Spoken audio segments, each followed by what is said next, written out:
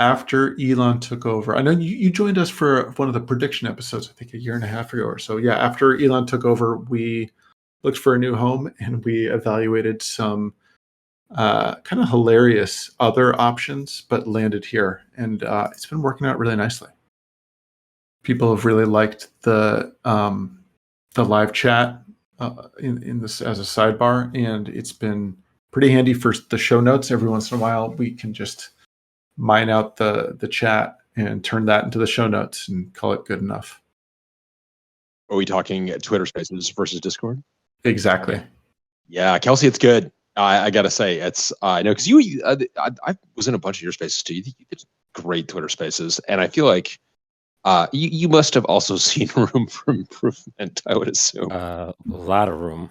I mean, number one, you can use your normal like podcasting setup, totally. Your desktop. That we're already winning. We're already winning. I know. It is one in particular.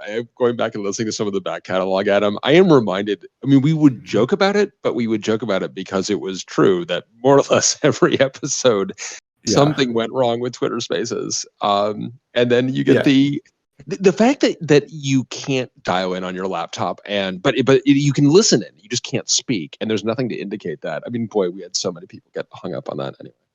Yeah, it was rare that it survived the full hour plus or whatever. Totally rare. No, but Kelsey, Discord's been great. It's been really, we've really enjoyed it, and it's been good because it has made it super easy to get people up on stage, but also super easy for people to contribute in the chat, which is really important because actually we got this feedback in Twitter Spaces too a lot, where it's like, I got something I want to say, but I'm like happy to just type it into the chat. I don't actually need to like stop the conversation to say it. So it's been good. Well, Kelsey, welcome. It's great to have you here.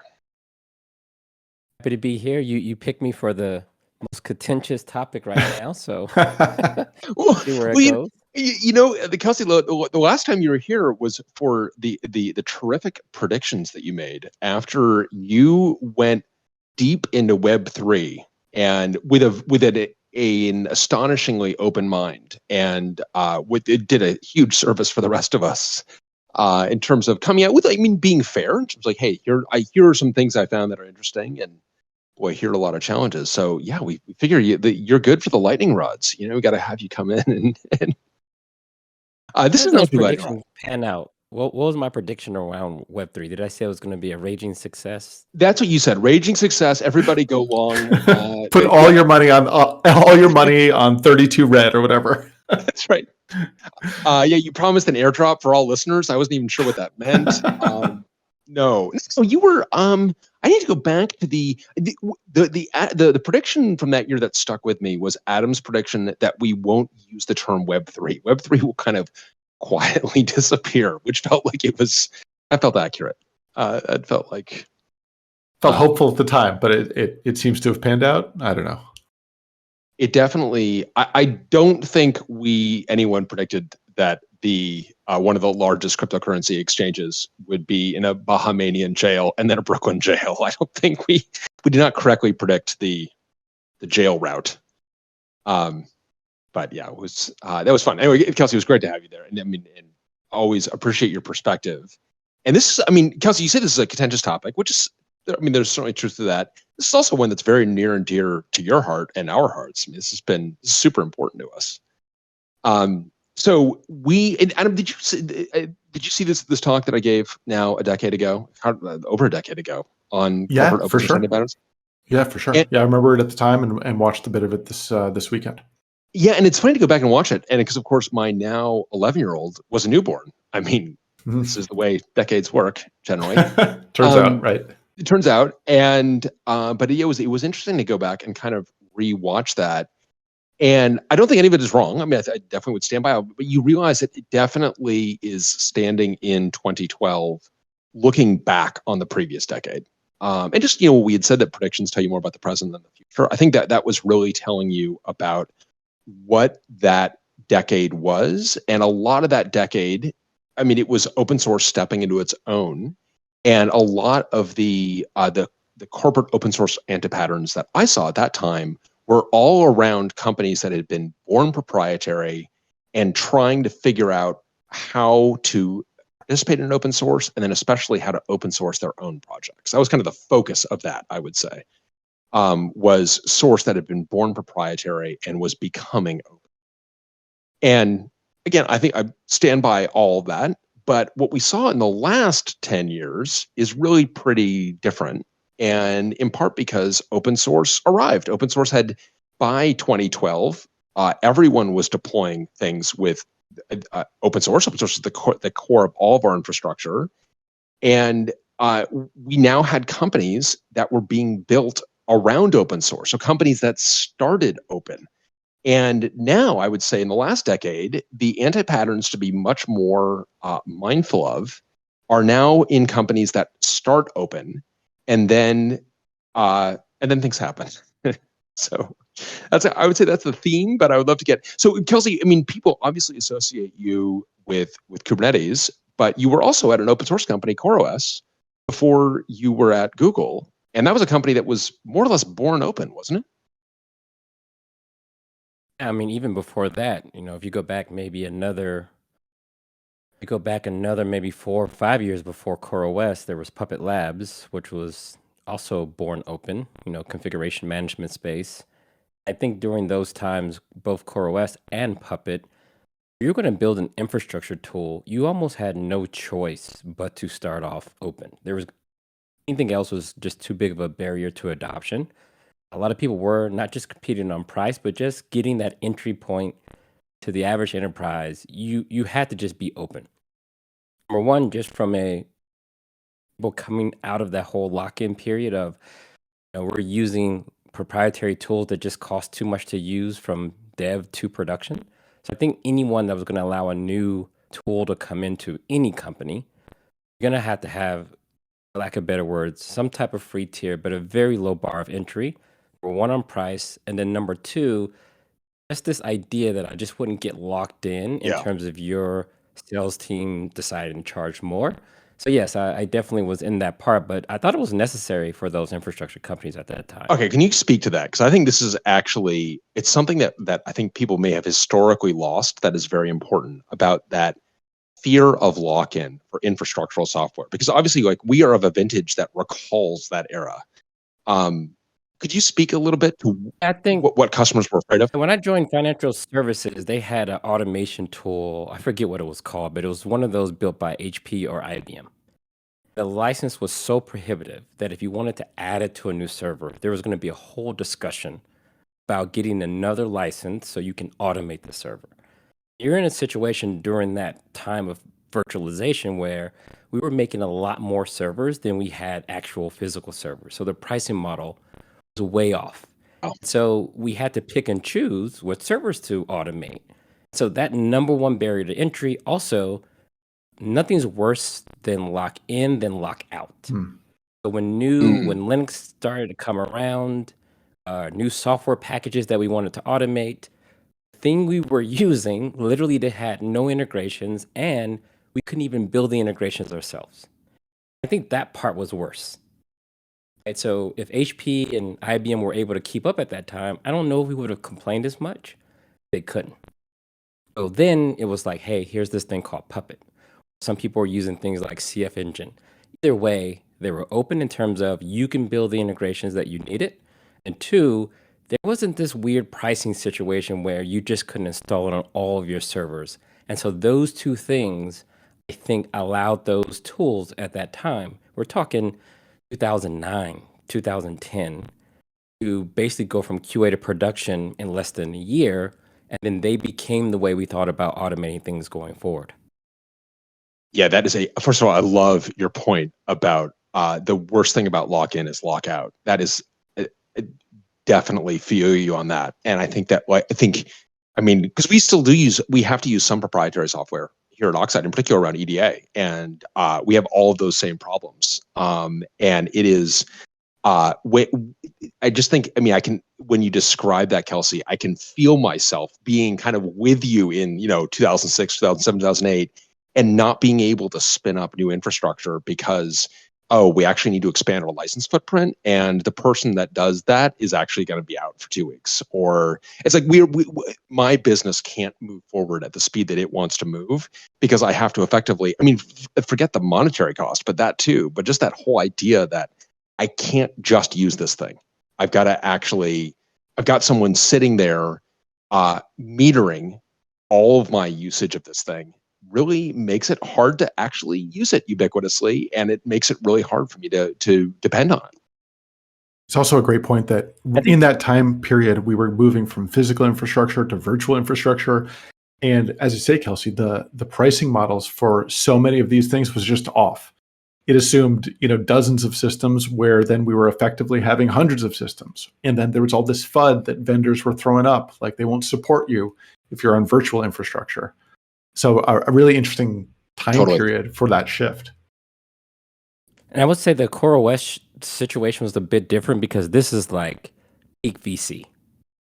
Venture capital allows you to go maybe 2 years. Like magic term is pre-revenue.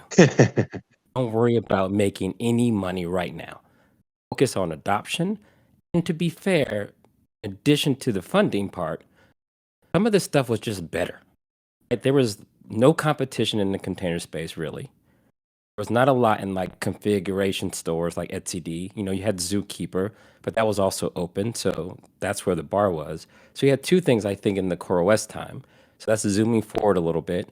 And in that time frame, the open source was better, in my opinion, and there was enough funding to allow you to go and focus on the community and focus on actually doing all the things we all enjoy about open source. But I think that's where the anti-pattern starts because a lot of people didn't realize how much money it costs to run these open source projects, right? We went from, download it and good luck if you can find documentation to there's a community manager with swag and stickers, right? There's a lot more that went into open source, I think, in the last 10 years than the 10 years before it. Totally agree. And I totally agree about like that is kind of where the antipatterns start. And so yeah, maybe that's a good. All right, so let's go through some of these. I feel you hit on like 4 of them right in there. So I want to take it apart a little bit, and I kind of think that like the lens is someone who is looking for guidance for the coming decade. What are some of the things that when they see they should say like, wait a minute, this is like a step down a wrong step or a step down the wrong path. One of them that you mentioned is that you're building these downloads, building community, and I think it is important. I think an anti-pattern when you kind of see this kind of creeping into a company, it's a challenge. Downloads are not customers; they are downloads, and they're great, and it's exciting, and it means you've got a community and someone using it. But if you're building a business, you can't assume that you're going to be able to directly monetize downloads into customers. I feel. I don't know, Kelsey, what's your take on that? I mean, I think I saw for the other day. I didn't even think about it, and it should have been super obvious. People buy GitHub stars. I know. That part is when you're really doing you and the community a disservice. Totally. Because people kind of use these metrics to signify the health of the project. They're the wrong metrics. To me, especially going through like the whole Kubernetes thing, you really want to look at the sustainability long term. So typically there's a lot of hype, especially from the companies funding these things, getting that initial traction, figuring out the enterprise product, drawing the line between open and paid. Then it comes to the point of what happens when primary funding company is doing most of the core work. I think we tend to step back and say, oh, those 5 people are going to take care of this project. Y'all can just download file issues and wait for them to get fixed. That to me is what I think is what some people believe open source is about, even though they won't say those words. A lot of people go through this idea that you big company that has tons of money, you should fund this thing for decades to come. If you don't, we will complain. Right. To me, I think the other part of open source has to be, are you willing to take the responsibility to keep this thing going should said company decide they want to go in another direction? And to me, I think this sustainability is probably the biggest anti-pattern, is that I think a lot of people on the other side of the equation get what their responsibility is in this thing. You need a lot more than just a handful of people with enough skill to step in and fork the project if necessary, or at least be able to contribute in the low level, boring aspects of it all. And there's that other part that I think is even worse, which is the idea people should be working for free. I don't know how you solve this problem. It isn't sustainable for most maintainers to work on a project people use for production or profit free. That's tough. Totally. And I think you've got a couple different variants of that, right? You've got these projects that are not associated with the company, but are really important to humanity. And you've got, Bash or OpenSSL or curl or one of these things that lots of folks are using, and the software is still being developed, but there's no company around it. And it's not really, and I think that, the folks behind all of those projects have said, hey, look, it's really hard to maintain this because there's a lot of work to do, and it's not clear how it's monetized. And that's a thorny one. I'm not sure how. I mean, and in there, I mean, you certainly can have corporations act as kind of sponsors of individuals because they think the project is important, and that's happened in a couple of cases. But to your point about sustainability, Kelsey, that's not really a sustainable path. Let's jump into probably why we're here, right? HashiCorp did a thing. Yes. Right. I remember my first contributions to Terraform, right? It was primarily Mitchell there. Maybe Armand was there as well. And I remember someone from Google Cloud reached out to me and said, hey, you look like you've made some contributions to Ansible. You seem like you know Go. We need some help bootstrapping the Google Cloud provider. And I remember getting in there, hacking on this thing, doing it wrong. And Mitchell stepping in and saying, hey, let me help you. Here's how it's supposed to work, et cetera, et cetera. So to me, it was very community oriented. Yeah. And I think a lot of people contributed to Terraform to either scratch their own itch at a provider that they thought was missing, or help rework its plugin system so it was easier to use with other APIs. But either way, I think a lot of us volunteered our time. On the other hand, though, is I got to drop those contributions off. Yeah, right. Once I Right. those set of commits, I was done. I wasn't tracking the mailing list. I wasn't looking at bug reports. I dropped it off and I was out. The people who were maintaining Terraform, I think they had to pick that up. They have to own it. Once it's committed, it belongs to them and they are stewards over that project. Now, the question is, how long could they be leading a project without being able to decide where it goes next without necessarily buy-in from the community? That's where I think all of this stuff gets very tricky, especially someone that's been at Google I was at Google Cloud for 8 years. The whole thing behind the scenes with Kubernetes is that people, the individuals, or everyone thinks there's like this evil empire behind these open source projects. Trust me, folks, open source projects are not making executive board meeting discussions. It's not happening. Well, and this was bigger fish to fry. Yeah, totally. And Kelsey would just start to interrupt and embellish just for a second. When this was hit home for me, when Craig McLuckie was like, the reason that we need to get Kubernetes into a foundation, we Google, is so we can get some marketing budget for Kubernetes. I'm like, don't you work for like the most profitable company on earth or whatever? It's like, really? You said something super important, is because these things make $0. Yeah. They make no dollars. They cost money to run, millions of dollars. If you think about it, if you have 10 engineers, and really, these are not just people fresh out of college. These are some of your most senior engineers. You imagine taking just 10 of them. Average comp, $400K, you're $4 million in, just on people costs, bootstrap these projects just on the engineering side. So these aren't things that people are trying to like control the world. They're big. To be honest, they're probably more liabilities long term than people realize them to be. So when a company like that decides that they may want to pivot, have those people work on something else, what happens to the project? Yeah. And so, I mean, is that certainly an argument for, one of the things a decade ago, I was very jaundiced about things going into foundations, and a lot less jaundiced about that now, frankly. I mean, I think that there's a time and a place for things to be. I definitely think OpenTF belongs in a foundation. I think that the Linux Foundation is probably the right foundation for it. Even though it pained one of my coworkers greatly to upvote my comment on Hacker News saying same. He's like, I upvoted that. That was extremely painful to agree with you on that. But I think that it does belong in the Linux Foundation. I think a lot of things do belong in a foundation. I mean, is that that's not a panacea, Kelsey, but is that part of the answer there? I think it is going to be the only answer for infrastructure, open source projects in particular, need decades of support. Yeah. And Let's Encrypt to me is the golden example, in my opinion. It's not just a project, it's also a service.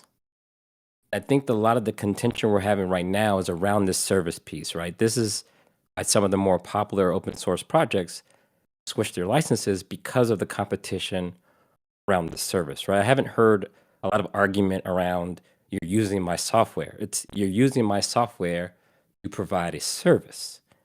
And so at some point we have to realize we're not just talking about software checked into some repository anymore. I think we're way past that. I think we're at the point now where there's a brand. That brand establishes trust and credibility. Then there's usually now service behind it. So it's not just Red Hat Linux. It's everything that Red Hat does behind that you want to tap into. I think that's the part that is becoming super, super tricky. How do you do that sustainably? And look, if I had to argue on behalf of HashiCorp, if I look at Terraform in my portfolio, let's say it's not making a ton of cash. I don't know what it's making, but let's say it isn't. How many people do you have work on it full time? Community would say as many as it takes. You're a publicly traded company, do some of those revenues and pay people to work on it. Let's say you just wanted to pivot, or this is the other thing, especially working at a cloud provider who depends on open source as part of their actual product portfolio that they sell to paying customers. There's only so far you can allow the community to dictate the roadmap. I think this is this anti-pattern where you're not super clear about what the governance model truly is. Yeah, what the leadership is. People believe it's like it's a democracy. We will all vote on GitHub issues. That's not usually how it works. Typically, there's hard lines that says, hey, we can never let the project go in that direction. They're for legal reasons, commercial reasons. And the anti-pattern is not just being honest up front, saying, hey, this is a dictatorship. These are the dictators. This is what we're doing. This is what we're not doing. The fork button is up to the right. Yeah, actually, which is, I mean, Kelsey, you would definitely find a lot to nod your head at my talk a decade ago, because that's basically exactly what I said, is that that companies too often eschew leadership when they shouldn't. I think actually the Hashi example, and I think some of these modern examples of which HashiCorp is kind of an exemplar, they're different though, because so and I was actually surprised. I think, Adam, were you surprised when this as I was? I was definitely. I feel like I only learned this. I was floored. Like I think, like you, Kelsey, I thought that, based on my experience with Terraform and my understanding of like what I could pay for in the Terraform ecosystem, I didn't think it would be a huge chunk of their revenue. But according to them, that plus Vault is 85% of the revenue. So Terraform, they call out in their 10K and 10Q as being actually the lion's share of the revenue, which is shocking. And they don't, because I think, Adam, you and I also both assumed that, and Kelsey, sounds like the perspective you're coming from too, is that like your target in this relicensing must be one of the cloud providers offering a service.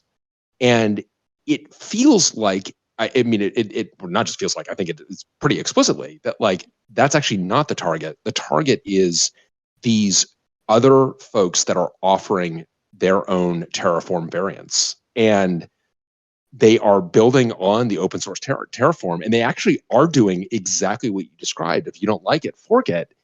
And the thing that I thought was a big reveal, Adam, that I definitely did not know about, I'd be very curious if you knew about this before we heard it last week, about Hashi basically closing themselves off to outside PRs for Terraform 2 years ago.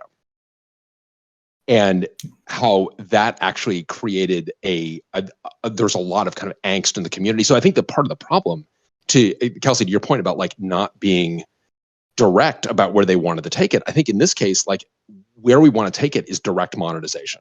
Like we want to actually sell this as software, which I actually think is one of my kind of modern open source anti-patterns. Is if you are an open source software company, you do not want to run a software company playbook from the 90s or 2000s, and where people are paying to use it, and the more they use it, the more they pay.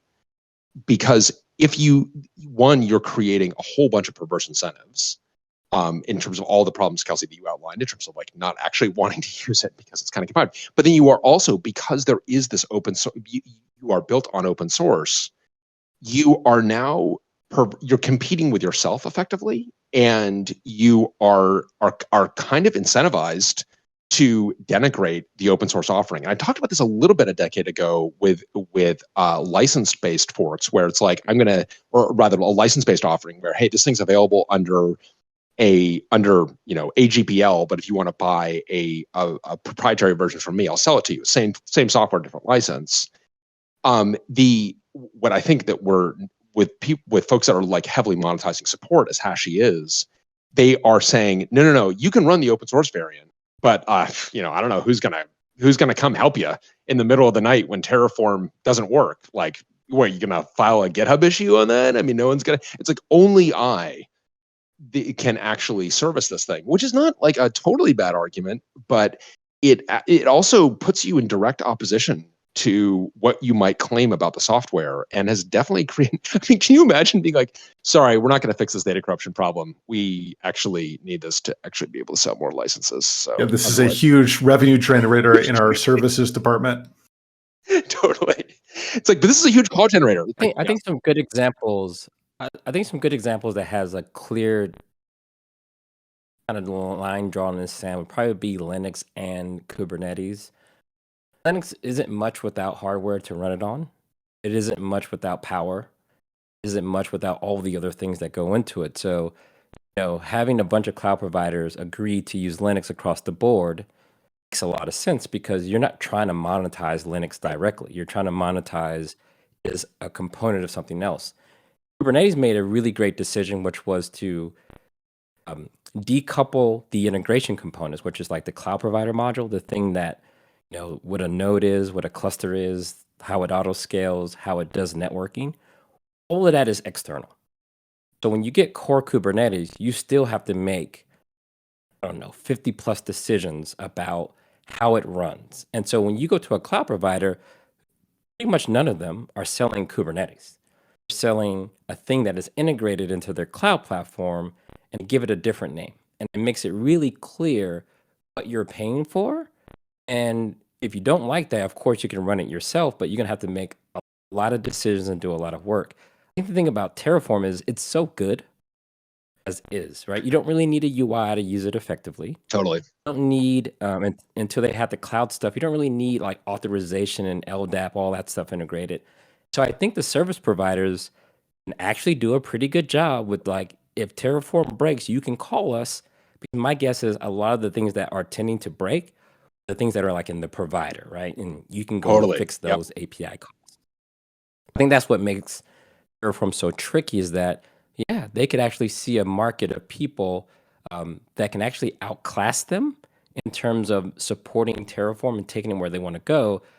To me, I'm thinking this whole move will be good for Terraform as a whole, because now we get to find out what is actually core, content, the cloud provider modules, and the code you write.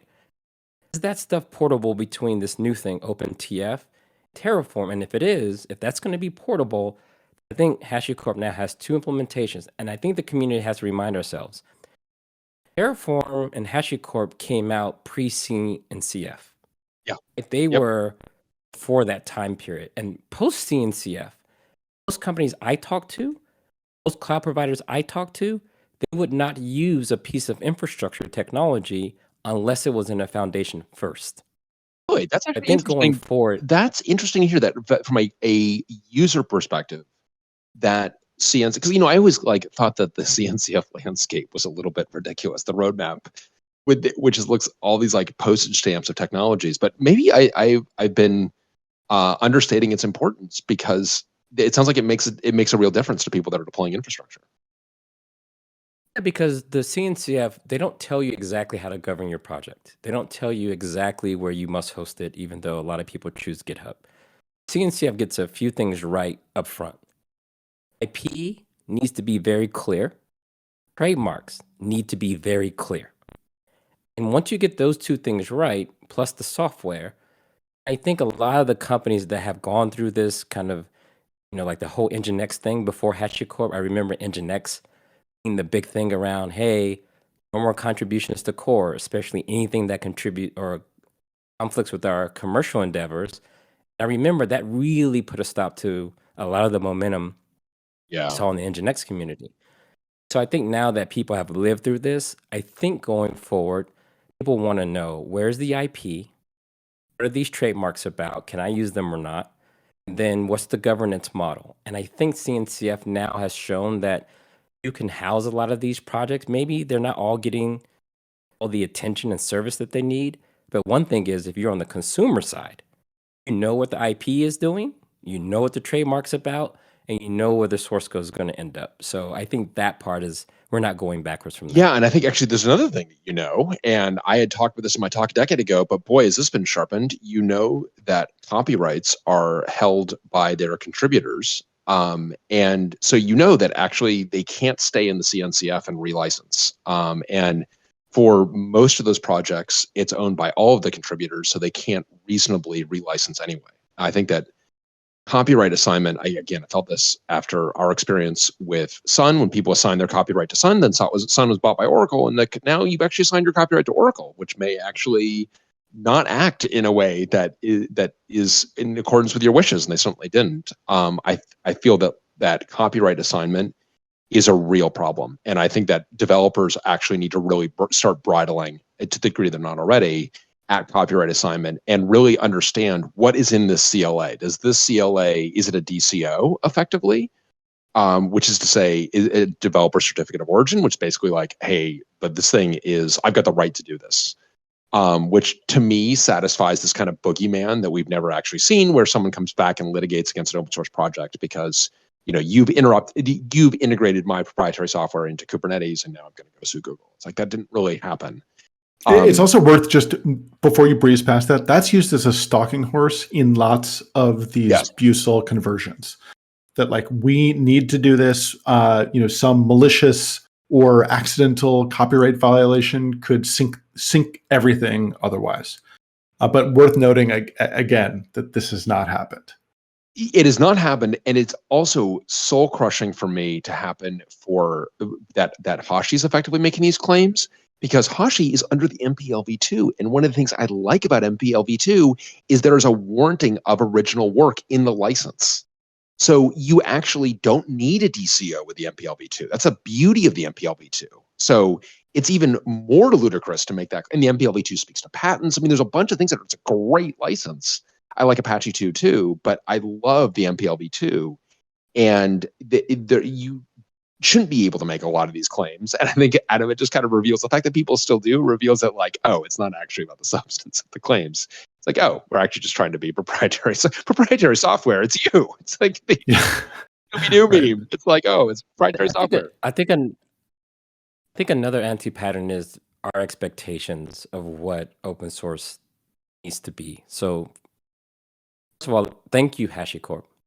There's a lot of economic activity has occurred inside and outside of HashiCorp because they chose to share their software. So if a big company were to figure out some grand problem, all they did was just drop off the software, did nothing else. To me, you could appreciate that. Like, you could say, hey, thanks for this software. No company owes you great documentation. No company owes you videos. No company owes you bug fixes. That's extra. Getting that software to me is like that initial sharing of the ideas. Hey, here's a problem. Here's how we solved it. If this is helpful to you in its current form, you can use it too. And if you want to build from there, that's up to you.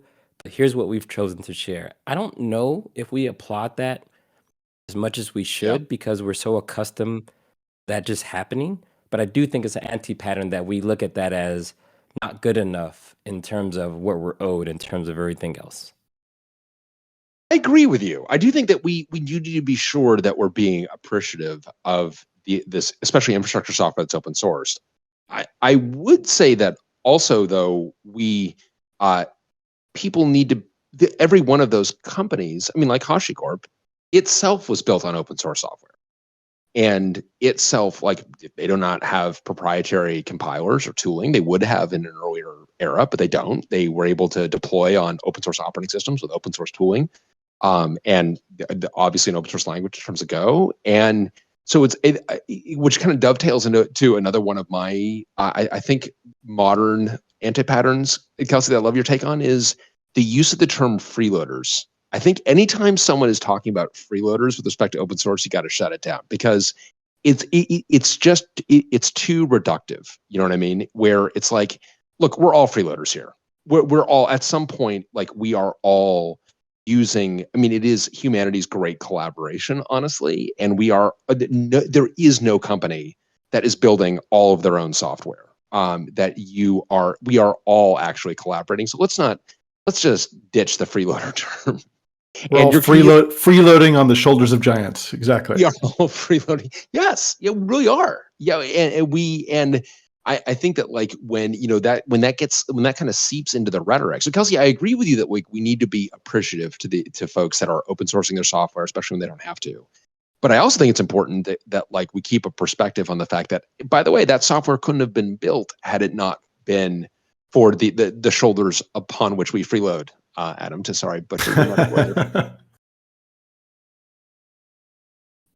I definitely agree with that. I mean, that freeloader logic is so crazy because, like, the Earth, humans are just freeloading, right? We're breathing all this air, walking on all this ground, drinking all this water, and we just freeloading.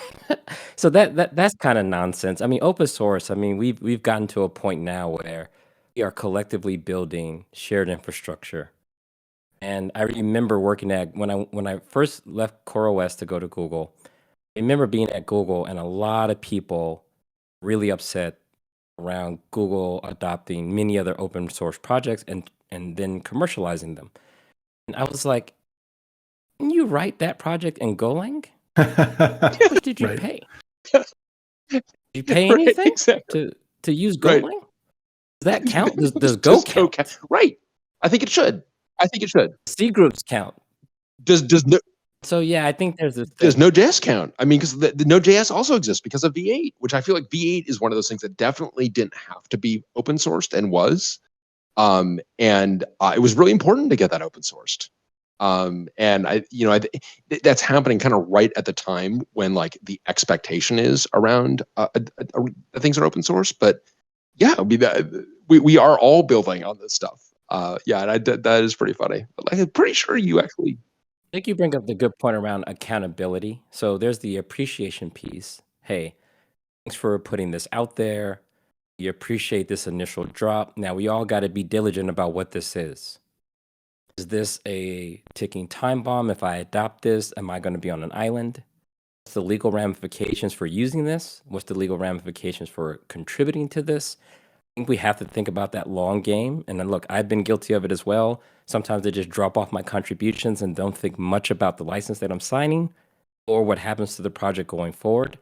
Definitely could do a better job with that. But I think the accountability piece is that you must be willing to exercise your rights of forking the project, taking on the responsibility, have it go in the direction that you want. And if you're not, and I honestly think if you're not, I don't know how serious you are about open source, right? This idea, I think a lot of people like the idea of downloading stuff for free, having a community to learn from, a place to report issues and see them eventually get fixed. I think we all agree on that part. The other side of that equation, when someone like HashiCorp does what they do, the accountability piece, Honestly, I was like, hey, people are piling up on HashiCorp. This isn't right. And Brian, you shared this video on Twitter, Oh boy. the CEO of HashiCorp, and I was like, man, Brian be exaggerating sometimes.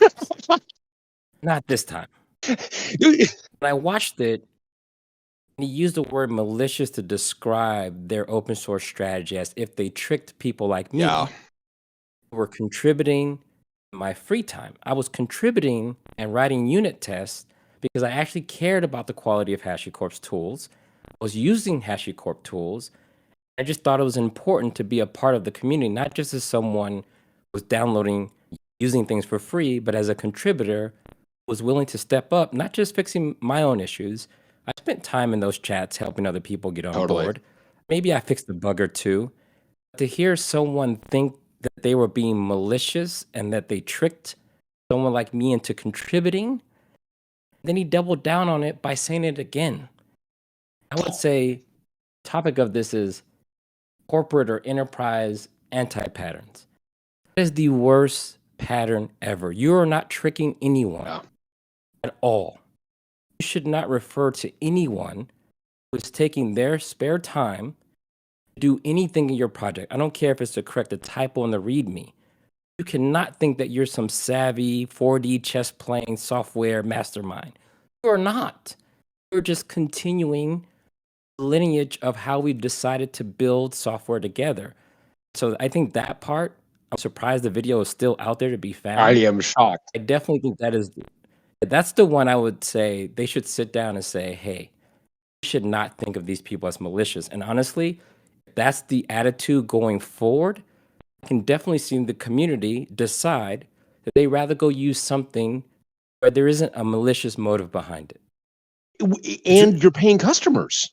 I mean, it's like when you say malicious and then double down on it with like, it's the only word that fits is malicious. You're like, oh my God, what are you doing? And I mean, Adam, you were obviously, I think all three of us were shocked by that. I was floored by that. Yeah, floored that he doubled down as well. Truth is, you can probably make money for a long time even with that attitude. Let's just be honest. Like oracles of the world exist. You can probably make a ton of cash in the short term by scaring people into paying for licenses. You can probably get away for a little while. I think in the domains in which they operate, it is easier to move to another solution. Absolutely. You can replace Console. You can replace Vault, and you can replace Terraform. And so you have to have a different attitude when you're in that realm because you can be replaced. And honestly, you can be replaced with your own software. Report button is still there. That's right. Right? And so you got to be careful with that. And open source software did not invent community. And because we've seen people helping each other with software since as long as there's been software, unpaid, because they're so passionate about the software. And open source has just opened new avenues for helping and contributing and participating. But if you are lucky enough to be at the helm of that ship that has grown a community where you have people so passionate about what you've built and what they use that they want to help other people and fix typos and contribute code, man, you just got to say thank you and appreciate how fortunate you are, because there are lots of folks who want to build communities and want to marshal that kind of enthusiasm and passion, and it's hard. And Adam, maybe this is the example you have in mind, but you think about like all of the community that Apple built in its most proprietary era, right? In the kind of the 80s and 90s and early 2000s, where you had people who were excited to help one another and to evangelize the platform. And you cannot imagine Steve Jobs saying like, oh, by the way, this was malicious. This idea of having users help one another was you're suckers. You're suckers. You're chumps. Right. It's it is, and I mean it was galling to me because I think as someone who also like pays for software as we do, and we consume things. We've got a lot of suppliers, and boy, if one of our suppliers were to say that, it's like, sorry, a commitment to our shared success is the bedrock of our relationship. It has to be. And I don't care who you are, but if we have if there's any economic transaction where Oxide is paying you and you believe your strategy involves the word malicious in any way, it's like, no. It is, I don't care if it's UPS, I don't care if it's a contract manufacturer, I don't care if it's a design partner. It's like, we have to be committed to shared success. And that to me was just like, yeah, Kelsey, and it's, of course, like I was thinking kind of from my own, honestly, outsider's perspective, but from your perspective to think like, God damn it. Like, I did a bunch of things for you that I did not have to do. I was at Google or whatever. I was at CoreOS and I was doing this, but I didn't have to do any of this stuff. I was doing it on my weekends. I was doing it because I wanted to help out people. And to think like, I'm a chump now. I mean, that must have just been gutting to hear. Yeah, and I also think, whatever margins you end up growing with the proprietary software, if we look at the patterns for over the last 20, 30 years in the world of open source, next project is coming for the margins, period. Oh. So you already know that the target will be there. And remember, in the cloud, very particularly, whenever you have, like, let's say you have a observability platform or container runtime, the moment that thing costs more than like cloud compute, it costs more than the VM that it runs on, costs more than the thing that is being managed, that's when that profit becomes a target, either by the cloud provider that has to go and lower the barrier of entry to that type of software to their customers, therefore them forking it or selling a competing version, or you're just as something that requires a lot of service, and at some point you're going to see the service industry, it's pretty big, will come and try to fill that service gap. I think most people have to realize is that you're the open source game. I think you have to realize that your position is somewhat temporary, and the sustainability part is going to require a lot of effort. And I think that brand becomes so important. So the one thing I would say HashiCorp has going well for them is they have a wonderful brand, and I'm going to be fair with them. They have a wonderful track record, at least up until this point, of doing the right thing by most of their users. So let's see how far that carries them, but it could definitely be unraveled through. You want to see for the user community part is we want the actual competition. Exactly. I mean, I think if you're a user, it's like, sorry, I actually would like someone to be providing pricing pressure on you, please. That's because right. Yeah, the benefit of open source is sort of the stalking horse of I could do it myself if you go out of business. But even more compelling is if I'm using something open source and consuming and paying for services around it, if you, my vendor, starts being rapacious, well, other people will step in and provide the service more economically because they can. This, like, the point of capitalism, as I understand it. Well, and I think that there's a comment. There's a comment in the chat that talks about, and I actually somewhat agree with this one. A group of passionate contributors can also be a burden. Yes. And you can imagine a situation where I don't work at Google Cloud anymore, so I can use them as a hypothetical example. Imagine that you have a service, a compute service, let's call it Cloud Run. And Cloud Run starts to make a ton of cash, and not only a ton of cash, let's just say 10 years goes by, it has a particular API, it has to be backwards compatible to some degree, and it needs to have some era of, or some guarantee of support going forward, and it needs to have very tight integrations for security reasons. Now, the community comes along and says, hey, we would like this project to go in a completely different direction. At this point, you have to say no. This project will never go in that direction. To be honest with you all, this project is pretty much set in stone, except for this roadmap right here. So when that happens, I do think the challenge of having people who really, really want to change things, really, really want to experiment, how do you tell them no? And I think that is probably the other anti-pattern. So one thing you can do to help you be able to say no without necessarily shutting things down completely is to have a great plugin and extension system.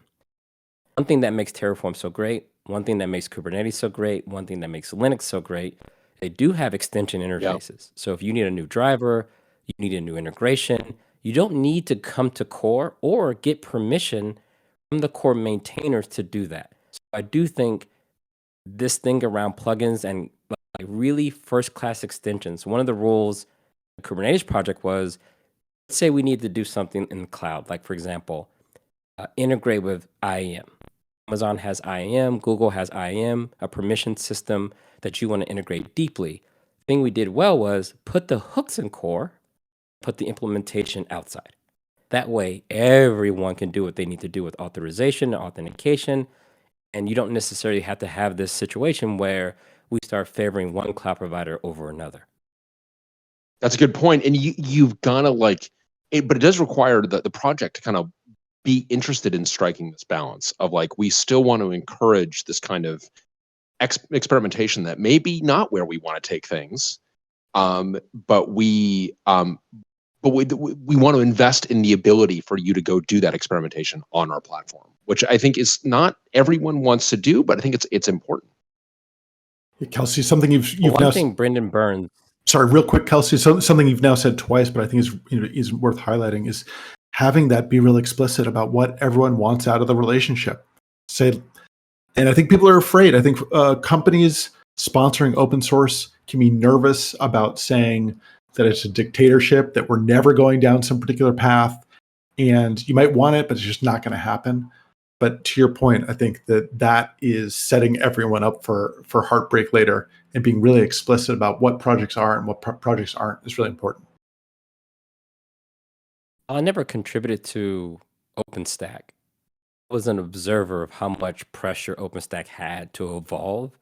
A lot of those evolutions required painful changes to the core itself. It made upgrades hard. It made contributions hard. It was hard.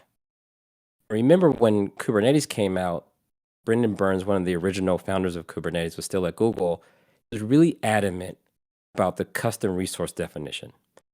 Not a third-party way of doing things, but a first-class way of expressing Kubernetes APIs, that if you did it, you got all the same integrations that the core things had. So number one, broke up the API into its own kind of domains. Then we had this concept of core, but it wasn't done in a way that if you were to build a third-party thing, a new resource definition, you want to manage SSL certificates. The way you did it was almost the same way that the core worked. And that release valve. So I think one of the biggest anti-patterns is not thinking about that release valve. You know people are going to do networking different. You know people won't agree on the features and capabilities. And if you don't have that release valve, it just becomes this pile of issues that only the maintainers can solve. So I think having that outlet and designing your API around it for growth, I think that's probably the thing that we will see permanently change also in the future. You don't want to release an open source project, especially an infrastructure one, that doesn't have a very clean and clear extension API, and you use that extension API yourself to build first-party things. That way, the community and the core benefits from the same improvements over time. Yeah, that's a really good point. But it's got to be like that important to you. And I'm actually now really curious to know where Brendan, was that coming from Omega or Borgman, or was it coming from other? I mean, it feels like that's the kind of wisdom that only scar tissue provides. And I'm curious now where that scar tissue would have come from in terms of, it feels like, because it does feel very wise, honestly, especially to have these APIs be used by the system itself. So they are first-class APIs. In my first experience with that scar tissue was maybe with Docker. When Docker came out, the Docker daemon was everything. You built images with it, Yeah. managed your repositories with it, and you ran, processes with it. This API was very, very limited. I remember Solomon really doubled down on batteries included, but extendable. The problem was the API that they would expose for networking was very limited. So you couldn't do very much. And you had to wait till Docker evolved, and that creates a lot of the stress. In the Kubernetes world, I worked on CNI when I was at CoreOS, and I remember me and another person were designing this networking layer. And like, what should the API be? You go through your modeling, like what object types. I'm like, I think it should just literally be nothing. Like, let people slide into a namespace, configure the network. I don't care if they use Linux shellout commands, it doesn't matter. They return an IP address. And so that way you can support pretty much any networking stack, whether it was on the server or a larger fabric. You just made the API super open. And of course, we could always have libraries that made it easy to do common tasks. Yeah. I think the scar tissue from like how Docker kind of ran away with it all, but made it really, really hard to extend it in a way that was compatible with bigger projects. Absolutely. And so then we took the Docker API and implemented our own de novo daemon. We didn't use the Docker daemon. We basically had the Docker API plug into our control plane. And Docker Inc. was like, whoa, how is that possible? It's like, well, you have an API, we're just implementing it. But it was not something, that is also something that they did not view at all as they had no real commitment to the stability of that API. And it was just sloshing all over the place. And as you say, Kelsey, I mean, because of the batteries included approach, everyone was constantly kind of blocked on Docker, either on the API to evolve or on the daemon to evolve. And it was just, that's interesting. I should, of course, realize that Kubernetes was a direct reaction, and it was in so many other regards that it was learning from some of the mistakes that Docker had made. So, Kelsey, one thing I'm dying to ask you, because you kind of said this at the top around the importance of DevRel, and I think it is important, but I feel there's a distinction between DevRel as done in a traditional proprietary software company, in the Microsoft model, say, which Mick Janet, the CEO of HashiCorp, cites directly as his inspiration. And in the video we were talking about earlier, they got 60 folks in DevRel. It's like, wow, that's a lot of folks in DevRel. How much of that DevRel is actual community building? I mean, is that and I actually asked this as an earnest question. I'm not trying to put my thumb on the scale, because I actually don't. I mean, is traditional DevRel the right way to build a community? Is it effective at building a community? So, I mean, look, I've never done DevRel until I got to Google. And probably still have never done DevRel, because when I think about what DevRel is, it's very dependent on the person doing that job role. If you're a person who used to use a piece of software in production, you're going to be advocating probably for other people that use it in production, or at least attempt to. And a lot of the things that you do, you may be focused on things like best practices, fixing bugs in the software, extensions, that kind of thing. Some people very early in their career don't have a lot of hands-on experience. They may be super creative, and you need that as well.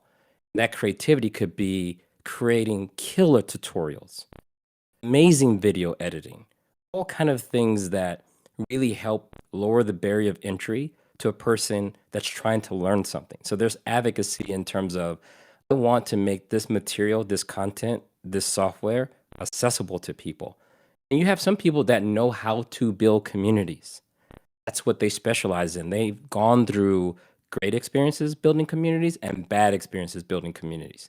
When those people enter into DevRel, they're going to focus on the health of a project, right? How many contributors do we have? Are the maintainers diverse across different companies? These are all different skill sets. I think what DevRel represents is software industry being very clear and intentional about that type of work needs to be done.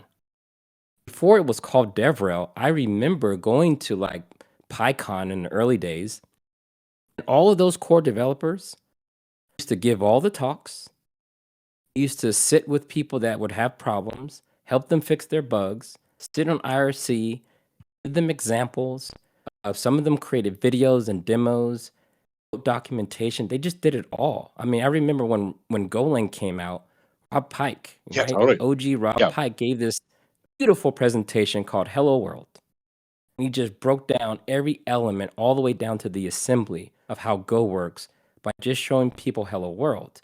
To me, that's a form of developer advocacy. So I think if you're going to be in this new era of software, where people are attracted to community, meaning people prefer, if I had my choice between two open source projects that do similar things, I'm probably going to navigate towards one that has a community, meaning multiple people who use it in production, willing to share their experiences and teach people, then I would like a group of people who can at least hear me out and say, no, we're not doing that. This is the wrong project. Maybe go try something else. I think that is now a necessary skill set. Someone who wants to really do a good job at maintaining software that they expect other people to use. That other people to use part is where the community piece comes in. So I think you're right. Some people have no idea what DevRel is. They're like, oh, big company X have DevRel. Let's hire some DevRel people. It's like, what do you want them to do? We want them to get us more GitHub stars. Now you're failing. There's no guarantee they're going to get you more. I mean, you can buy them now, I've learned. But I think when we say advocacy, some companies are in just different phases. Some people are in the awareness phase. We have this wonderful software, and it's free to download, the low bar of accessibility to get into the software, but no one knows about it. The person you want now is someone who can go out into the world and raise awareness. And a lot of the people who maintain these softwares or these software projects, they have a huge following already because usually it's not their first project, or they may be a domain expert has chosen to serialize their expertise into an open source project. So whether they admit it or not, they are doing a bit of evangelism. They're doing a bit of advocacy work themselves. So, okay, we have the awareness component. Other one is like the adoption problem. Like, hey, no one is using this thing. We put it out there. No one seems to care. We have to go find out why. Then, of course, you have the revenue side. You got this thing. Everyone's using it. We have no idea how to get people to pay for it. So we need to go find out what's missing to close that gap. So unless you know where you are in those phases, different features in a same project can be in one of those phases at the same time. And that's how you want to think about advocacy. If you can afford it, sure, you can have a dedicated DevRel organization. To be honest, everyone at the company should learn how to do a little bit of advocacy for the things that they're building. I absolutely agree with that. And I also think, Kelsey, to one of your points, it's like if you're going to have this kind of DevRel community advocacy function, please make sure it's sustainable and make sure that if you are doing this to get product market fit, that gets scary. That's when you get to like, yeah, we don't have product market fit. We don't know how people are going to pay for it, but we know downloads are up and to the right, and we want them to go even more up and to the right. So we're going to add a bunch of DevRel folks. You begin to get some sustainability questions about that. So what happens when you actually, like, the DevRel folks are not going to give you a path to monetization. They're simply going to create more folks that are interested in the thing that you already don't know how to monetize. So it's not, I think you can create a path to monetization. So one thing I remember the first time I got into DevRel and my growth, my personal growth. As an engineer working on open source projects, it was always find the thing that I thought was most important to the community, whether it had the most upvotes or it's something that the community talks about a lot as like a showstopper barrier, either a feature or a bug. As an engineer, I would fix that thing, it merged, and then put it out in the world and hope people would actually use it. That was kind of the feedback loop. That was the cycle.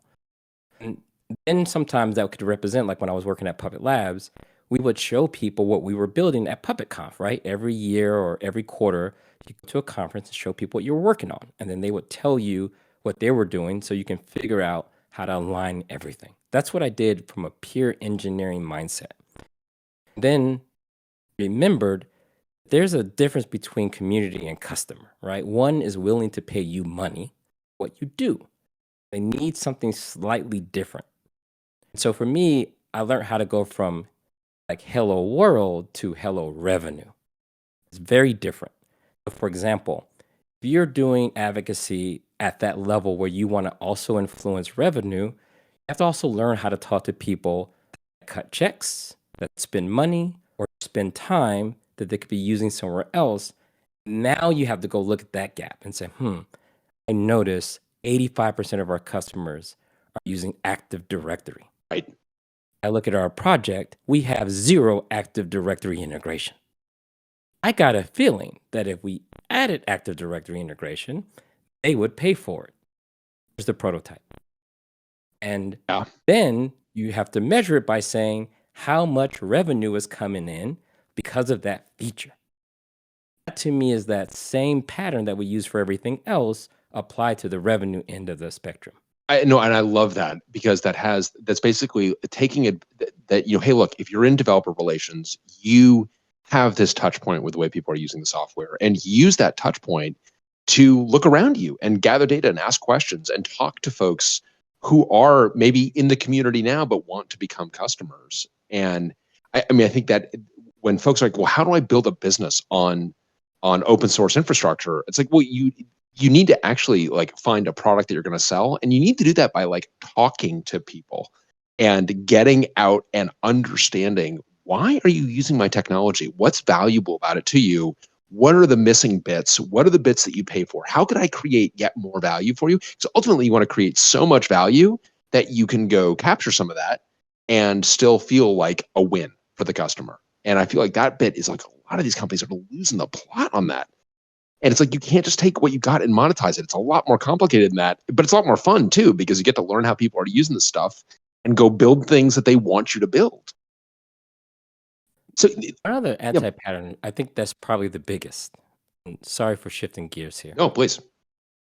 Is open sourcing the thing in the first place?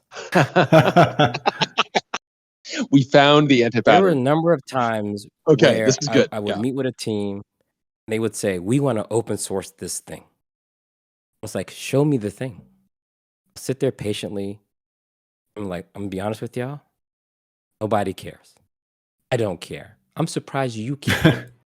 This thing solves a problem that you don't even have. Are you using it? No. Kelsey, is it routine for people to cry in these meetings? I'm like, oh my God, don't look down. No, they smile. Don't look down at your notebook. No. They laugh because it's true. Yeah, right. I'm saying, hey, did you build this because you had nothing else to do? Like, how'd you know? I said, okay, no worries. Now, here's the thing. Let's just do a very basic open source checklist. Are you going to maintain this project for 10 years? They'd be like, no, I don't. I'm going to drop this thing off. Hopefully it lands on Hacker News and I'm out. I was like, hey, that's an anti-pattern. Yeah. If you just want to drop this thing off, then the README should say, hey, you're dropping this off. We have no intention of reading any of your pull requests, taking any of your bugs seriously. To be honest, we don't even use this thing. We are just trying to get the promotion, and this was our best chance at doing so. Do not use this thing in production. That's the type of honesty that you need to give to a project like that, because I think the anti-pattern leads to brand damage. You have some of these larger companies that say, hey, open source project that isn't any good by company X. That isn't helping. The act of open sourcing doesn't help all by itself. I think sometimes you got to have a slightly higher barrier. So the reason why I think it's an anti-pattern when you open source at all, or in the cases, sometimes you're open sourcing a little too early. I'll give you an example. Let's say you do have a thing that your company actually uses, or you plan to have a commercial relationship with customers. Here's the thing. You need to get the roadmap right for the paying customer first. It means all the hard decisions you don't want to be part of a democratic process. You need to go ahead and make those dictator-like decisions for the paying customer. Get it locked down. Have a good idea of what V1 will be. If you have a clear path to V1, then when you open source the thing, you can be very clear to the community. I think the Go project did a decent job, at least the one that I was paying attention to. When Golang came out, it said, listen, this thing is not V1 yet, but here's what it's going to take to V1. And it was spelled out pretty clear. These are some things that we don't want to keep. We're going to break some stuff because this is our only chance, because after V1, we want to keep it backwards compatible going forward. I think having a clear path to V1, because I think for most enterprises and companies, it is your last chance to take everything you've learned during the early stages of development of that project and fix them. Because I see a lot of open source projects that get out too early, they get popular too early. It's really painful for you to change any of the APIs because it's going to disrupt a bunch of people. Yes, I think that people talk about like the peril of having no one pay attention to your project, which is okay. That's one failure mode. But another failure mode is like actually a lot of people pay attention to your project and people get really interested in it. And now you've got this constituency that you feel you need to serve, and but you haven't figured out your product yet, Kelsey, to your point, and that you don't actually know. And now all of a sudden you're getting pulled apart in two different directions. And there can be just a lot of discord, honestly, in the community. I think that I would dovetail onto that. I would say that it's very important when you are opening something, especially something that for kind of the first time you're going to open source it.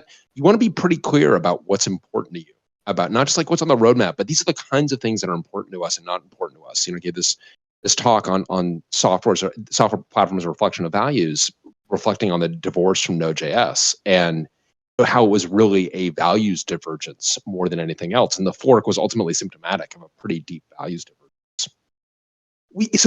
On this topic, Kelsey, a question that came up in the chat is like, hey, I'm not an infrastructure software. In this case, I'm making software for teachers. Our customers are teachers. I don't know whether I should open source it or not. I feel that like if I open source it, it's a permissive license. People are going to take it. I'm going to get, the old kind of concern about like I'm going to be, everyone's just going to download it. No one's going to buy it from me. What's your rubric for when to contemplate open sourcing software? Yeah, like if I was selling, I don't know, let's say I was building an iOS app for my thermostat, and I want to put it on the App Store to charge money for it, I probably would not open source it until I figured out if there was going to be a viable business or not. Because my goal is to sell it through the App Store. That's my primary goal. And so I'm not going to even flirt with the open source component until I go down that avenue. Number one, I want to learn what people actually are paying for. Because I think what some people forget is that initial drop is not the full lifetime of that software. What people really want is when new features come out, when new restrictions or regulations come up, I want someone there to be timely in fixing it. So if you're building software for teachers, and more than likely, they're paying for that. They're paying for you to do all the things necessary, take their requests, and have a meaningful SLA. And in many ways, it's like workflow insurance, right? Here's the thing I can do. My workflow needs to change. The district is now using a new software to keep students' grades and things. We are not developers, right? We are educators. We would like you to integrate with that so we can use your software and continue doing so for years to come. That's typically what people are paying for. And so that subscription piece becomes a thing. Now, here's the thing. Let's say you can't meet demand. You're maybe a one-person shop. The customers you can handle. And now you can make this decision. Do I want to create an ecosystem? That's very different than just having people do exactly what you do. I mean, if you're just a one-person show, you may not be able to service Europe. You may not ever be able to service these other continents because you just don't speak the language. You have no context there. You don't have a sales force. So now the question becomes, do you create an ecosystem? Is there a network effect? If you create, there's a network effect, but also it's just one of these things like no one's getting that money. The pie is too small. You don't even have to worry about someone taking the revenue because it's not there. So I think once you figure out what the business model actually is it actually support backed by the software? The software improves as a manifestation of that support. What I would do is figure out what's what. And then let's say, think about open source, as we've seen, it's hard to take it back. So let's say we take that same example that you're building software for teachers. You say, you know what we're going to do? I'm going to open source the connectors, the thing that connects to these weird school district, proprietary backends. I'm going to open source those pieces because, there's a lot of people probably going through this. I want to do something good for the community. You all can have my connectors that I also use in my software. You can slowly tease out the parts that you believe could benefit from an ecosystem, meaning there's other people that are helping you maintain these kind of nuanced little bits. that's a win for everybody, including you, but not a direct competition to your business. The other reason I would advocate for it is, let's say you're done with this. You don't want to be in that business anymore. And creating this ecosystem means you don't want to leave the people who bet on you and that software high and dry. I think one pattern we've seen is that kill switch kind of situation where I'm done with this. I'm going to take the whole software package, clean it up, and open source the whole thing. And I'm going to support it for another year or two, but I'm going to try my best to have the district like find a new maintainer, pass this thing off. Maybe someone doesn't have commercial interest and they just want to keep the project alive. We've seen that happen with certain video games. I think my advice here would be you can't take it back. It's harder to take it back than to give pieces slowly. I would recommend go that direction versus open sourcing and hope they will come and having your feelings hurt when no one cares about your open source. Totally. project. And I think, I just love the way you're phrasing that of like, know why you're doing this. Be able to answer the question of why you're doing this. And for us at Oxide, where we have open sourced effectively everything we've shipped on the rack, for us, it's important to give that transparency to our customers. We have been customers of proprietary firmware and software, and it sucks. And we want to give that transparency for it. So there's this other goal that we've got that is, and whether if people use our software, we think it's great. If you want to use our software, that's terrific. But ultimately, like the reason it's open is for our customers. It is so our customers can see how exactly this thing is built. So it's not actually opaque to them. And that's probably not every company is going to have that goal in open source. And so for us, there are a bunch of things that don't actually matter as much that we are not actually, we are not going to spend a bunch of time in, we're not going to hire someone to do hubris Devro. Sorry, if you were waiting to be. To be clear, hubris is our embedded operating system. I hasten to point out, just for those who have not been following along. Don't point that out? I just feel like oh, right. I promise no context. Sorry. Right, no context. Like, listen, I'm sitting in the litter box, and we're not going to elaborate on that. So I don't know why we would. Fair enough. But so sorry, we should explain that first. Kelsey, Hubris is our Rust de novo operating system that we run on the service processor and the root of trust.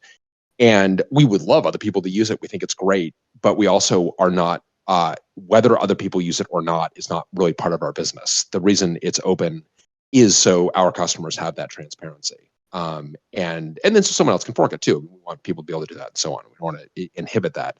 It's under the MPLv2, so people can do with it what they'd like. But we are not going to be necessary. We are going to keep it in a direction that's consistent with the product that we're building. We try to be, and you can let us know, we try to be very explicit about that in our READMEs and our contributing documents. Because I think it is, something you've hit on a couple of times, Kelsey, is just the importance of being direct with your community. Another question I've just got to ask you, just because it is the kind of the thing we've been circling. I really do think that the copyright assignment is wrong, in part because it allows for relicensing. I really do think this relicensing, ignores the fact that you have a social contract with your contributors, and those contributors contributed under the idea that this is going to be, I assigned copyright because I trusted you to basically continue to develop this thing under this license. To me, that social contract is really important. And Kelsey is as the one that was on the kind of the other end of that social contract with respect to HashiCorp. What's your take on that? It depends. It really depends on my part, because I think if I'm being very transparent, 80% of the time, I don't care. I'm just being honest. I just literally don't care. I remember doing a contribution to Open Policy Agent, integrate with Google's IAM. And it's their project. They have their own ecosystem. My only goal was to enable that ecosystem to use native Google Cloud's authorization protocols. That was like the only goal. And wrote my unit tests, updated the documentation, worked with the core team, got it committed, got it merged. I'm done. I'm not tracking anything else. So honestly, for me, giving them the copyright felt like me giving them the responsibility and the burden. They can do whatever they want with it in that scenario. But if I were contributing under a different context, meaning let's say let's just use Terraform since that's kind of the hot topic right now. Let's say I was a service provider and I was providing a managed Terraform service. And one of my customers, a bug. I chose to fund the development of the fix for that bug. I am going to be looking over clearly. When I give you this contribution back to the whole, I need to understand that is my copyright. Actually, not just my copyright, but I can't have you lock me back out of the thing I just fixed. That's where I would probably care a lot more about this thing. But also, I'll say this, the other anti-pattern is, how are you building businesses where you don't have this kind of clarity? That's the part where, look, AstroCorp made a decision that some people don't agree with. And to me, a part of accountability, a part of this kind of democratic process we've used in some of these open source projects, you have every right to voice your opinion. You also have to take accountability on the other side. How are you building businesses you don't have a clear or certainty around the IP or the trademark?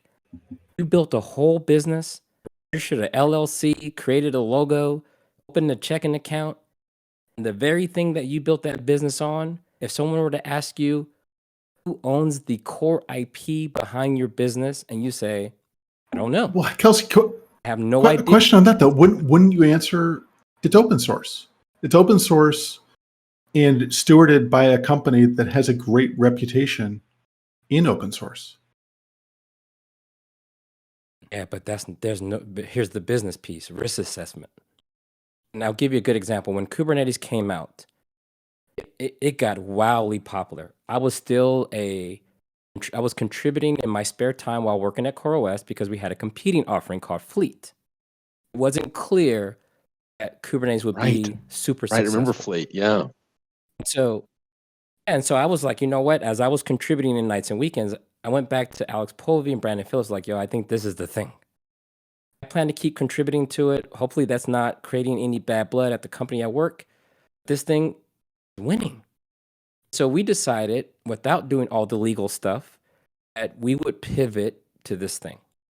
Now, this is pre-CNCF. But when we did this, I remember shortly after, maybe 6 months later, after we made the big pivot, joining Google, and I'm like, yo, this Kubernetes thing has a clear path.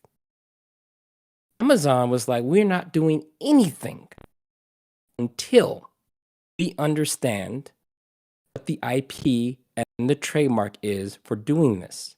A lot of people don't know, but there's a popular operating system that's Linux-based. A lot of cloud providers didn't get this figured out until their customers started using said operating system. Then said operating system needed a chunk of that hourly fee. Never again will this happen because people understand.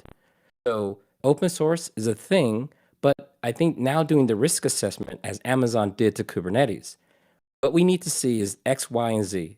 IP needs to be clear. Trademarks need to be clear. We need to understand what happens. So you start asking basic questions. Can you change the license? Can you limit the use of the trademark? We don't want to go and spend a lot of marketing dollars on this name only to be told that we can never use it again. This is something we should learn now. Like, we have too many examples now where we know open source doesn't cover all of those things. Trademarks and all these other things are not covered. So now that we know, we need to start asking that question. So I would say anyone that's upset by that decision, rightfully so, you also got to go look at your own team and say, hey, maybe we don't understand the software business as well as we need to, because before we start ever again in the future building value add services or products on top of other things, we need to get clarity on the trademark and the IP. And look, I don't have experience at every large company, but just a few. One thing Google used to do pretty well is people used to always criticize Google with these bad product names. They did it on purpose. The purpose was to solve the trademark problem as well. So think about, I'll use one public example that everyone kind of knows the story behind, but maybe they don't understand how it all links together. We were working on the new version of App Engine, aka now Cloud Run, which is container-based, takes a lot of inspiration from the Kubernetes world. We built all these nice extensions to Kubernetes, creating the foundation for Cloud Run. Now it's time to open source this thing. We kind of knew we were going to open source it. Also did the right thing with making sure that it was going to do enough for what our customers are going to be. And we also thought about version skew. What happens when the enterprise version needs to skew from this open spec API thing? The other thing we thought about was the name. We called it Knative. Everyone's like, that's such a stupid name. It doesn't really mean anything. It means a whole bunch. It means not our commercial product is what it means. So you can use Knative in your marketing. You can say powered by Knative, no problem, because we are not going to call the commercial thing Knative. And it's just super clear. That's it. I mean, it's actually what we did with dtrace too. We deliberately did not trademark dtrace to allow people to use it. And because we were not going to have a product named dtrace. So it was part of a larger system. That's really interesting. And then Kelsey, how do you square that with things like, so I mean, Go is not in a foundation, right? Isn't Go just still a Google project? It was interesting. I've never worked on the Go team, so I can't speak authoritatively for the Go team. I think Go was a lot like the majority of the years of Python to me. Python was a bit clearer. This is a big, what is it? BDFL. Benevolent dictatorship. Yeah. I'm making final decisions. I understand what the project needs, but at the same time, we can only go so far. And I think having that PEP process is the release valve for people to at least, I think the thing that the Python project did some early contribution. Yeah, totally. The PEPs, PEPs, I right? agree. Yep. Yeah. Don't write no code. Don't do nothing. Specify what you want. Give us some examples. Let us iterate on the API. And if you're willing to do all of that, more than likely, you're going to be able to change the language. No problem. Or at least have the assurance that the language is you're not going to wake up to the language trying to be rapacious suddenly. Exactly. I think that is a good way to kind of phrase it. Also, it's a great way to say no by saying yes. Hey, I would like this new feature from Haskell. No problem. Write up the PEP for it. Yeah. Right. No, I'm not doing all of that. That's right. Okay, well, when you get around to it, we'll evaluate. Right. Go fetch those stones and let us know. Yeah. Well, that's actually a good point that a foundation kind of gives you the assurance that there is at least some modicum of process for deciding what's in and what's out. And if you're going to build use this as foundation, knowing that that such a process does exist is actually really important. And a foundation is one kind of easy way to assure that. There may be others, but yeah, this is interesting, Kelsey, in terms of like this kind of new era of open source. My personal preference, I like projects that have actual leadership. Yeah, me too. Because these things are typically reflective of the personalities who've created them, their philosophies, their way of doing things, their way of thinking about things. And ideally, the community then starts to take on that. Now, those people should learn. They should evolve. I do think a lot of people like curated things. When you go to a nightclub, you like the DJ. The DJ is important because they curate the music. When you go to a particular restaurant, the chef is important because they curate the menu. Things that you actually like, even though you may not say them out loud, you actually like these things. And when it comes to open source, again, I think one of the anti-patterns on the community side is you think this is a real democracy. You really think you can get enough support on a GitHub issue and I have to do it. No, the close button is there. Right. Will not fix is an option for me.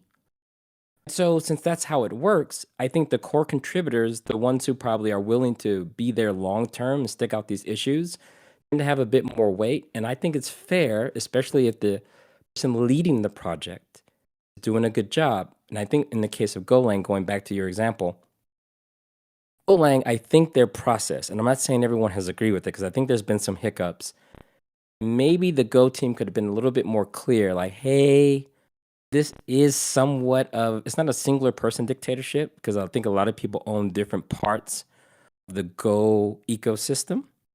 And those people tend to be trusted by the community to do the right thing. Like encryption, there's a person who kind of really focuses on that area. And so I think they've been doing a good job for over 10 years. The collection of people who have come and gone in those different parts. There's been a bit of a trust thing that has been granted to them. I think what the community is like, hey, how do we propose things and we know that it has been evaluated? Now, I'm going to give a lot of credit to people like Russ Cox here is that remember when Go was implementing modules, right? We had no module system and the community stepped up and added one. And I think it was like Go Deps. And honestly, it became like the de facto standard. Like most projects just started using it. Russ Cox looks at it and says, hey, hold on. I see what you got here. This is pretty good. I have some ideas too. And boy, did those ideas represent like a 7 trillion page blog post about the diamond problem, the advances in dependency management, all the things that you have to think about. When I read it, I was like, wow, this level of analysis is super deep. I think he was able to focus on that level of analysis because there was a little bit of runway afforded to him by having in his eyes probably, temporary solution in place. Yeah, interesting. And it was a big rub about that thing no longer being merged into the core. We would do something else instead. And those kind of things will happen in a setup this way. And I'll be honest with you, that's the reason why I think I like Golang. It has a clear personality of what it wants to be and what it doesn't want to be. I would hate, and I've been learning Swift, the thing people use in the Apple ecosystem, even though it's a open source language. Swift has every language feature I've ever seen in any programming language. Swift has it all. Didn't you have some tweet about this is my first and last day writing Swift or something like that? You had some tweet. I did push through. I pushed through. I gave it 2 weeks. I actually built some things and some mock servers and some UI stuff, and they have some wonderful frameworks. To me, maybe I'm just late to that ecosystem. I don't know the history. It feels like everything is in there, and it lacks identity and personality for me. So, I think it's just as you're describing this. I just think so strongly that projects need to be very clear about their values.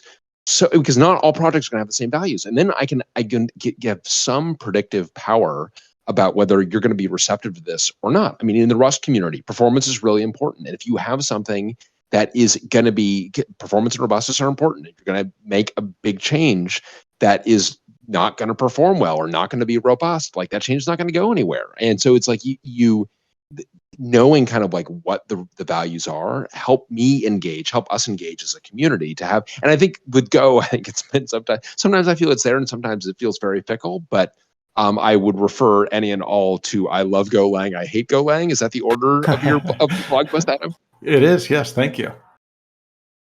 I'll tell you what it feels like as a maintainer for this to happen. I had a project called ConfD, and I built it for a company I was working with so we can actually have a lighter weight configuration management because we just didn't need everything Puppet did. Used it in production. I open sourced it, and people liked it, and people used it. HashiCorp team members used to use it as well, and I would do things like integrate console. My first target was etcd. Console felt like it was also a key value store. No problem. Multiple backends it is. Now, as someone who had experience at that time, I told and promised myself that etcd would be the only backend I would ever support. The project didn't get bloated. I caved a little bit and just started adding, I don't know, man, DynamoDB stuff. It just got ridiculous. Remember, someone came from HashiCorp team and said, hey, we want to integrate Vault. Or, yeah, it was Vault particularly. And I was like, you know what? No. Vault is not a key value store. Now things are just getting too much, and the answer is no. And so the team responded with a thing called console template. It did. And it took a lot of inspiration from CompD, and I remember it was on Hacker News. It made it to the top. And someone said, this is a ripoff of Kelsey's CompD project. They literally stole his idea. I commented, you can't steal what was given. It's an open source project for a reason. This is what happened. They've contributed stuff in the past. And in this particular case, I said no. They did what they were supposed to do. They made a different project with the same ideas. It gave them a place to do the things that they wanted. How can I be mad? If anything, I feel kind of honored that I was able to nudge the industry in this kind of way. So this is what's supposed to happen. I said no, and they found a way to get to yes. This is what open source to me is also about. Yeah, and I love I'm on the Hacker News story, introducing console template with your top ranked comment of, hey, Comfy author here, trying to bring some clarity. Yeah, that's really, really interesting. That is really interesting. And I mean, I think honestly, a kind of a great spot here, I think, to Kelsey, thank you so much. I mean, you've been such I think, an inspiration to so many folks, and I think so many people. You've got such wisdom, and really appreciate you sharing so much of it with us today. I mean, this has been really, really fun. And you're welcome. You're in the new post Twitter Spaces world here, so no audio problems. I definitely think I would check it. I think I might use this going forward, but I want to end with one thing. Yeah, absolutely. One anti-pattern that I think we need to just remember all of this. Even though you think there's big companies behind all of these big projects, I know the title of this is like corporate open source anti-patterns.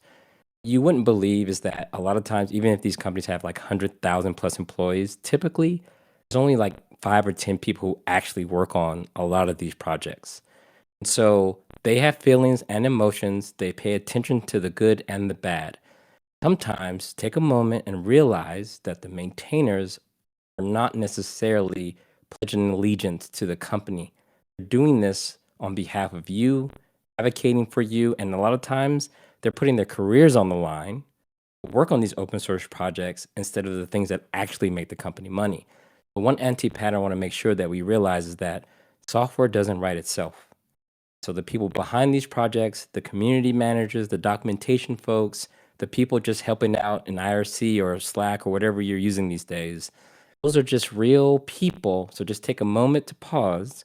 Just make sure you know that you're talking to real people when we're debating these things. Amen. Amen. I think that is these are all people all working together. And I mean, I think it's honestly, I think, we talked about this a couple of weeks ago about the things that have been real revolutions in software engineering are those things that have facilitated collaboration. And open source has facilitated collaboration on a way that we honestly haven't seen it done before. For the way we build things, the open source allows us to collaborate across all these different boundaries. And it really is remarkable. But at the bottom of it at the roots are people actually working together. So yeah, people deserving of kindness. Absolutely right. Kindness and not malice, Adam. That's right. Yes, please leave the maliciousness, the intent to do harm. We can please leave out of the business strategy. If that's part of your business strategy, please never say it out loud. And definitely don't say it out loud in a recorded venue. But hey, Kelsey, this has been great. Thank you so much. Hey, we want to, so we're coming up on a big anniversary here, Adam. We are. On September 3rd, right? I think it was That's September right. 3rd, 2003 that we integrated dtrace, and it's software that you and I still use basically every day. I mean, this is software that we both have continued to evolve, and software that we are continuing to make improvements to. So I think next time we're going to be doing dtrace at 20. It's 20 years old, and reflecting back on what it's like to have to live with the software you wrote 20 years later. There's a lot to talk about. So yeah, looking forward to it. Looking forward to it too. Kelsey, we cannot thank you enough. That was absolutely awesome. And thank you so much, everybody. Speaking of community, we really value all of you and all of the great engagement in the chat. So thank you very much, truly, Oxide and friends. Thanks, everyone. See you next time.